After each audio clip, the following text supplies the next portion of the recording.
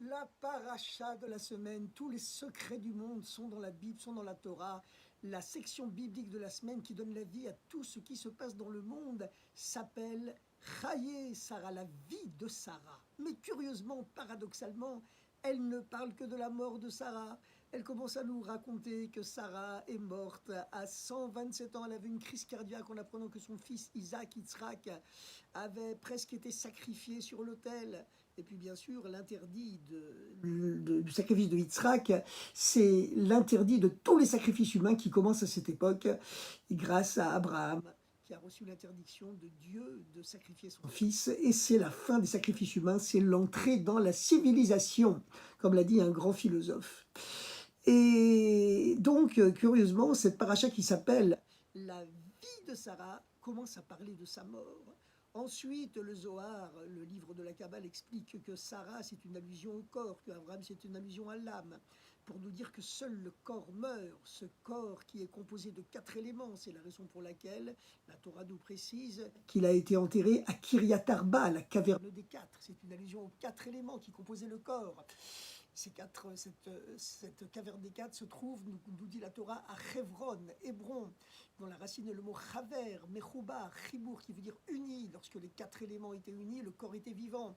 La Torah continue en disant que la caverne des 4 se trouve à Hebron, dans la terre de Canaan, pour nous dire que maintenant, ces 4 éléments vont se dissoudre dans la terre de Canaan. La Torah continue en disant que Abraham s'est élevé de la face de sa mort. C'est une curieuse tournure sémantique et poétique pour nous dire que l'âme continue de vivre. Et puis ensuite que Abraham a pleuré Sarah parce que l'âme pleure le corps avec lequel elle garde un lien après la mort. Et c'est grâce à ça qu'il y aura un jour la résurrection des morts, grâce à ce lien que l'âme entretient toujours avec le corps. Et on sait que les grands maîtres du judaïsme, les grands prophètes, les grands tzadikim, reçoivent toujours l'enseignement par l'âme d'un maître qui a quitté ce monde et qui redescend pour leur enseigner les secrets de la Torah, puisque maintenant il est dans le monde de la vérité. C'était ainsi que tous les rabbis de Loubavitch ont toujours appris les secrets de la Torah avec leur maître qui était décédé. Et en général, des grands kabbalistes comme Yitzhak Luria apprenaient les secrets de la Torah avec le prophète Élie, le Baal Shem Tov avec le prophète Achia de Shiloh, qui était le maître du prophète Élie, etc., etc. Mais enfin, revenons à cette question. Comment se fait-il que cette paracha Chaye Sarah, qui veut dire la vie de Sarah, eh bien, elle ne parle que de sa mort. Ensuite, elle parle de l'achat de la tombe de Adam et Ève, Adam et Chava, Adam et Ève. La Torah nous raconte dans cette paracha que Abraham a négocié, il a marchandé avec les habitants du pays pour acheter à tout prix la tombe de Adam et Ève pour y enterrer Sarah. D'ailleurs, lui, plus tard, il y a été enterré aussi, beaucoup plus tard. Car si Sarah a vécu 127 ans, Abraham a vécu 175 ans. Donc il a été enterré beaucoup plus tard, mais à cet endroit, aux côtés de Adam et Ève. Et puis, donc, la Torah nous raconte l'enterrement, l'achat de la tombe. Ensuite, on continue à nous parler du deuil de Sarah. La Torah s'appesantit sur le deuil de son fils unique, Isaac, Yitzhak, en disant qu'il n'a réussi finalement à se consoler du deuil de sa mère que lorsqu'il s'est marié avec Rivka, Rebecca. Et puis ensuite, la Torah continue à dire que Abraham, quelque part, il a trahi Sarah, puisqu'il s'est remarié avec Agar, son ancienne concubine que Sarah avait chassée dans le désert avec son fils Ishmaël. Et dès que Sarah n'est plus là, Abraham, il trahit la mémoire de Sarah, il va de nouveau se marier avec Agar. Il la reprend comme femme unique cette fois. Il aura avec elle de nombreux enfants. Donc on se dit, mais ça n'a rien à voir véritablement avec la vie de Sarah. En plus, c'est Yitzhak, leur fils, qui avait été chercher Agar en Égypte pour la ramener à son père. Donc c'est une double trahison, pas seulement le père, mais aussi le fils. Et puis ensuite, la Torah nous parle de la mort d'Abraham, de l'enterrement d'Abraham. Voilà, ça n'a pas l'air d'une paracha très gaie. Et elle nous dit que Yitzhak en premier et Ishmaël en deuxième, les deux fils d'Abraham. Yitzhak qui est l'ancêtre de la civilisation juive, Ishmaël qui est l'ancêtre de la civilisation arabo-musulmane, l'ancêtre spirituelle bien sûr, hein, car tous les peuples ont été mélangés. Mais enfin, nos deux civilisations brillantes, la grande civilisation arabo-musulmane et la grande civilisation juive, voilà, une qui est très grande en quantité, l'autre plutôt en qualité.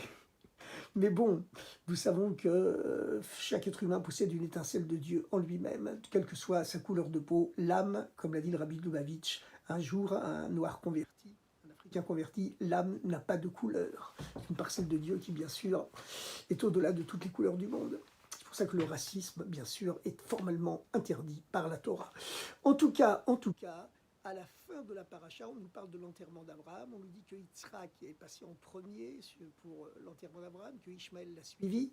Et puis ensuite, la Torah continue à nous parler de la grandeur d'Ishmaël, l'ancêtre de la civilisation arabo-musulmane, que 12 princes sont descendus de lui et qu'il s'est épanoui à la face du monde entier, à la face de tous ses frères. Alpene Cholchav Nafal, à la face de tous ses frères, il s'est épanoui ou il s'est épandu.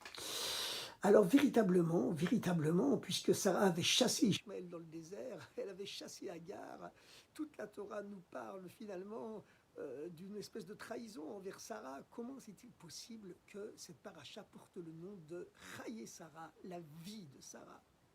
Eh bien, la réponse à toutes ces séries d'épineuses questions, mais vous savez que c'est par le questionnement qu'on progresse, eh bien, la réponse, c'est qu'on ne peut juger de la valeur de la vie de quelqu'un qu'une fois qu'il a quitté ce monde.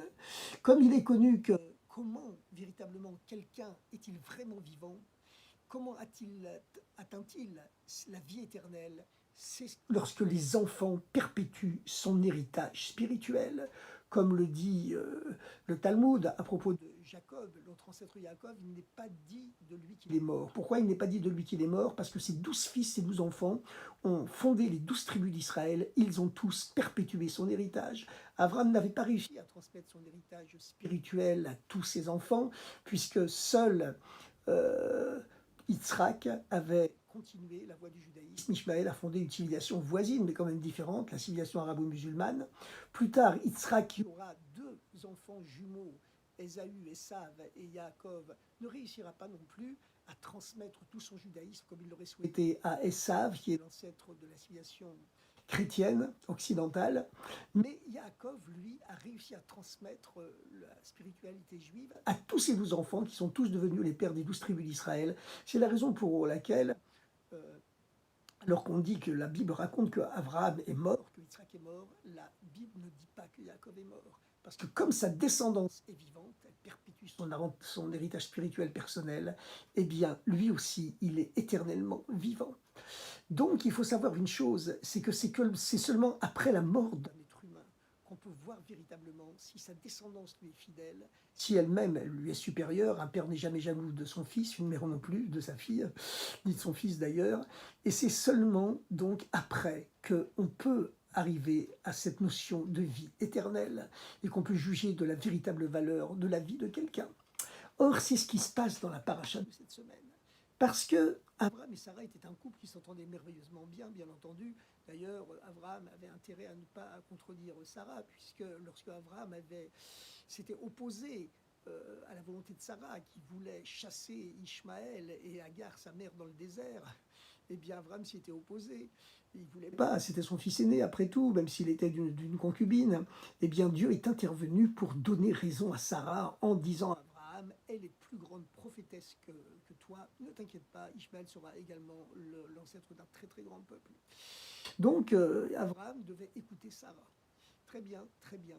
Mais pourquoi, à la fin de cette paracha, il reprend la rivale de Sarah et comme il semble trahir sa mémoire? Enfin, en réalité, il y avait une différence plus profonde entre Abraham et Sarah. C'est que Abraham, c'est le père, pas seulement du peuple juif, c'est le père de la civilisation arabo-musulmane, mais c'est aussi le père de toutes les spiritualités humaines. Dieu l'a proclamé Av Hamon Goïm, le père spirituel de l'ensemble de l'humanité. Tandis que Sarah, elle n'est la mère que du peuple juif, exclusivement du peuple juif. Abraham incarne l'universalisme juif. C'est d'ailleurs qui est la source de tout l'universalisme. Tandis que Sarah, elle incarne le particularisme juif, le spécifisme juif uniquement. Et une fois qu'elle a eu Yitzhak, elle s'est occupée essentiellement, quasiment uniquement de son éducation de son fils unique, qui est donc l'ancêtre de la civilisation juive. Et donc ce conflit entre l'universalisme d'Abraham et spécificisme, le particularisme de Sarah, il avait existé tout au long de leur vie. Mais justement, après la mort de Sarah, eh bien, se dévoile brusquement la victoire posthume de Sarah sur Abraham, la victoire du particularisme juif sur l'universalisme d'Abraham. Bien sûr, les deux sont complémentaires, il faut les deux. Mais néanmoins, lorsqu'on n'a pas le choix et qu'il faut choisir, c'est le particularisme juif qui l'emporte malgré tout sur son universalisme, bien que l'universalisme, évidemment, soit très respectable et très très important. Et on voit cela, et c'est la raison pour laquelle Abraham s'est battu, a marchandé, a insisté pour acheter pour sépulture pour sa femme Sarah, la tombe d'Adam et Ève, car Adam et Ève, Adam et Chava en hébreu, sont les parents, le père et la mère de l'ensemble de l'humanité. Ils sont les parents de l'universalisme de toute l'humanité, bien sûr, jusqu'à la fin des temps. Mais lorsque Abraham a acheté la tombe d'Adam et Ève pour y enterrer Sarah, la mère du particularisme juif, il a opéré le transfert de la paternité, de la propriété de la tombe d'Adam et Ève, de l'humanité à l'exclusivité du peuple juif. À partir du moment où Abraham a acheté à prix d'or, après un dur marchandage, la tombe de Adam et Chava pour Sarah, qui est la mère du particularisme juif, cela signifie que dorénavant, la tombe d'Adam et Ève n'est plus le patrimoine de l'humanité.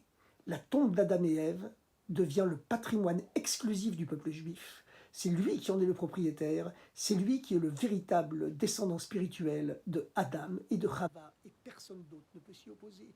Ni l'UNESCO, même si l'UNESCO, l'ONU, proclame que la caverne des quatre, où sont enterrés Adam et Ève, Abraham et Sarah, c'est un patrimoine universel, ils peuvent le faire, mais néanmoins, la propriété en est uniquement au peuple juif, et c'est cela le secret de cette bataille d'Abraham pour acheter à prix d'or la tombe de Adam et Ève pour signifier que l'héritage d'Adam et Ève, eh bien, l'héritage de l'universalisme, revient uniquement au peuple juif.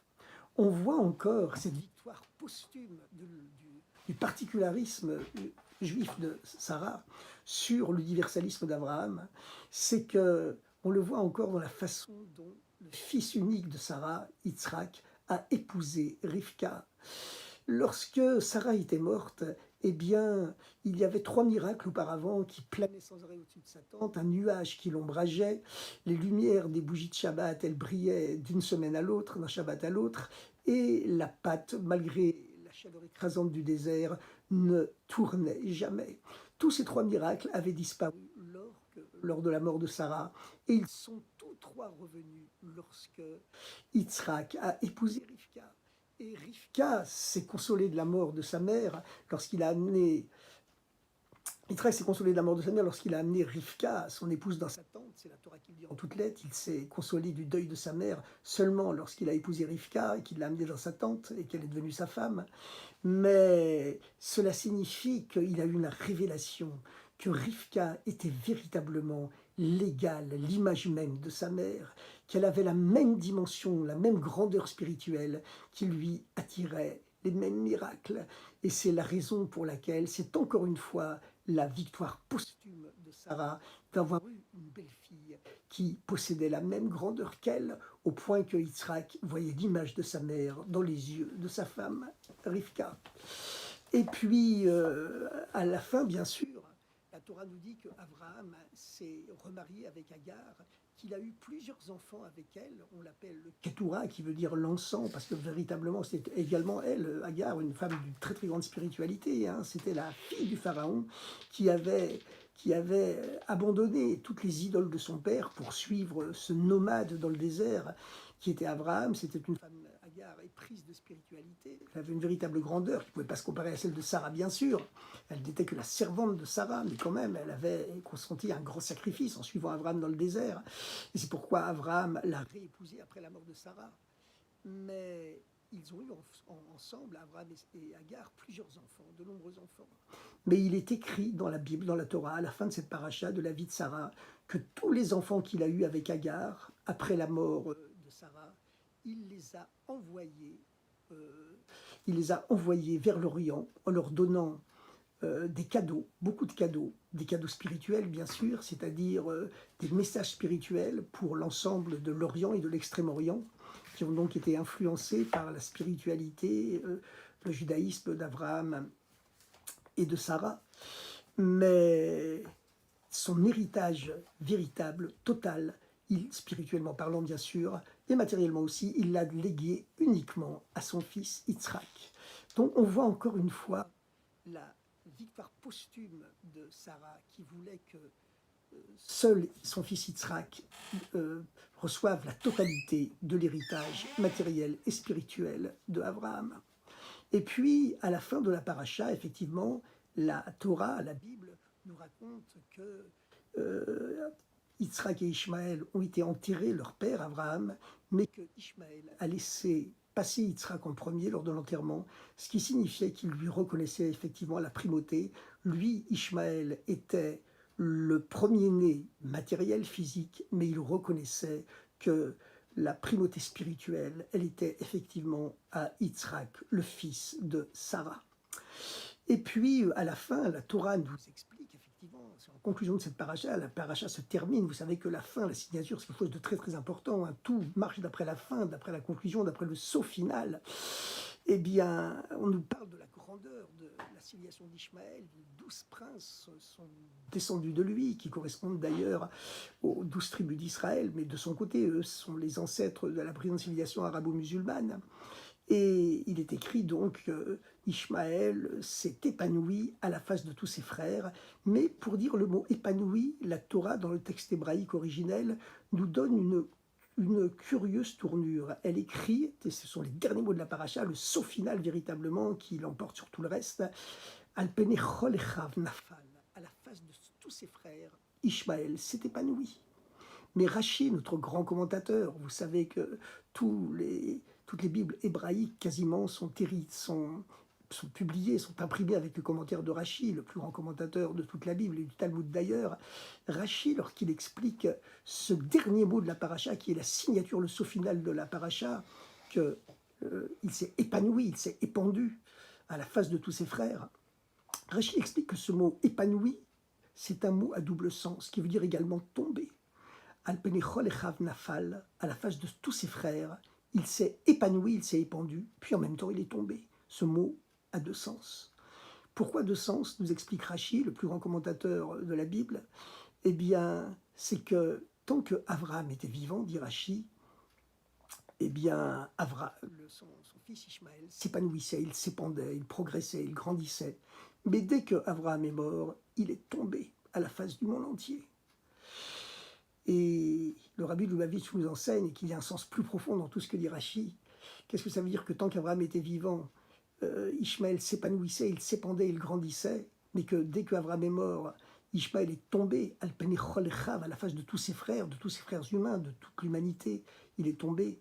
Et bien plus profondément, nous dit Rabbi Lubavitch, cela signifie que tant qu'Abraham vivait à l'intérieur de Ishmaël, tant qu'Abraham était vivant à l'intérieur de l'âme, de l'esprit d'Ishmaël, qu'il était fidèle à l'enseignement, au message de son père Abraham, Abraham était donc vivant en lui, eh bien, Ishmaël s'épandait, s'épanouissait à la face de tous ses frères, à la face de l'humanité entière.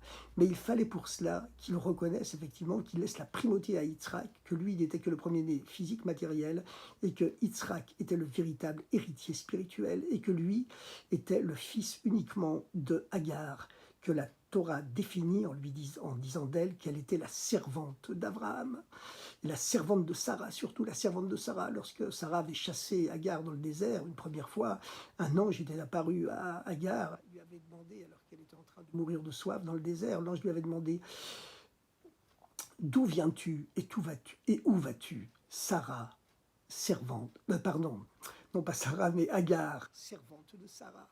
Ça veut dire que son identité, c'était d'être la servante de Sarah.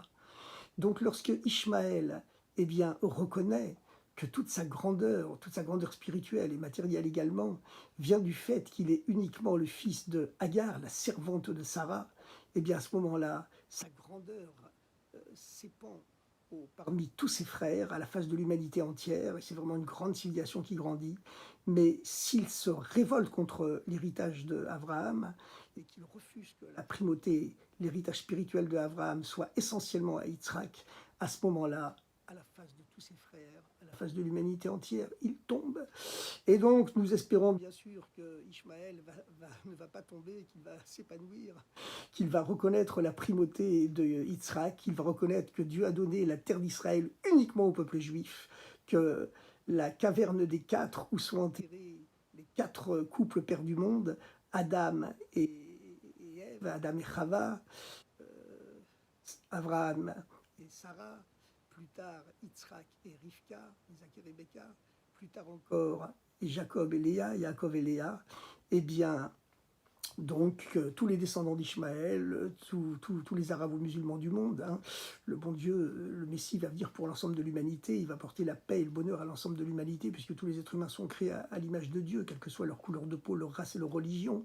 Eh bien, il faut pour cela qu'ils reconnaissent que la terre d'Israël appartient au peuple juif, que l'héritage d'Abraham a été à Yitzhak, et c'est comme ça qu'eux aussi s'épandront et seront respectés à la face de toute la terre, et que ne s'accomplira pas sur eux le deuxième sens du mot qui conclut toute la paracha de cette semaine, Al Penechol Echav, à la face de tous ses frères. Nafal, il est tombé. Donc que chacun se relève et que le Messie vienne tout de suite. Vous savez qu'on a tous une étincelle du Messie en lui, hein, qu'on soit chinois, américain, russe, esquimau, africain.